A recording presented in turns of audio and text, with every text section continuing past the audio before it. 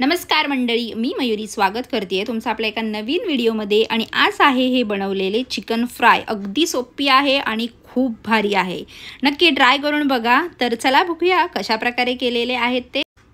तर सुरुवातीला इथे हे मी चिकन घेतलेलं आहे। आपल्याला जेवढं चिकन फ्रायसाठी हवं आहे तेवढं काढून घ्यायचं आहे। तर त्यामध्ये 1 चम्मच एवढं ही आलं लसणाची पेस्ट घेतलेली आहे। मीठ घ्यायचं आहे चवीनुसार आणि त्यानंतर घेऊया हळद।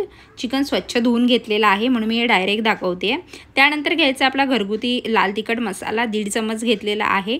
त्यानंतर गरम मसाला घ्यायचा आहे 1 चम्मच गरम मसाला आणि हा 1 चम्मच काश्मीरी लाल मिरची मसाला घेतलेला आहे आणि हा आहे चिकन मसाला। त्यानंतर अर्धा चम्मच एवढा हा चाट मसाला घ्यायचा आहे, नक्की घ्यायचा आहे।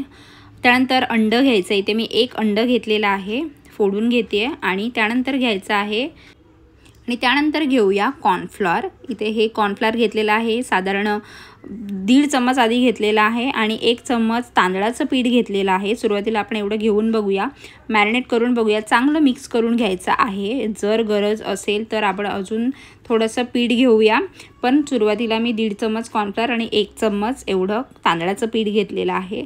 चांगलं मिक्स करून घ्यायचं। आता मला इथे थोडंसं अजून गरज वाटते पिठाची, त्यामुळे मी 1 चम्मच कॉर्नफ्लॉर अजून घेईन।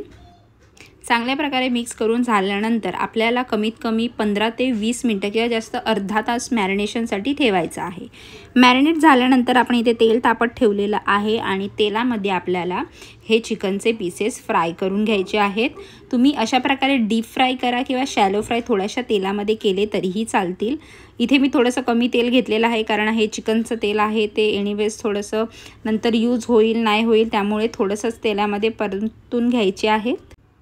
गॅसचा फ्लेम आहे तो लो टू मीडियम ठेवायचा आहे, जास्त हाय ठेवायचा नाही आहे कारण मग ते करपेल आणि मग शिजेल नाही शिजेल आपण सांगू शकत नाही, त्यामुळे मीडियम ठेवायची आहे गॅसचा फ्लेम। आणि साधारणतः हा 5 ते 7 मिनिटं लागतात हे शिजायला। चांगले शिजले, त्याचा क्रिस्पीपणा आला, बाजूची कोटिंग आहे ती, की मग आपण समजायचं आपलं चिकन चांगलं शिजलेलं आहे। आपण आता हे पीसेस काढून घेऊया आणि अशाच प्रकारे बाकीचे सुद्धा पीसेस आपण फ्राय करून घेणार आहोत।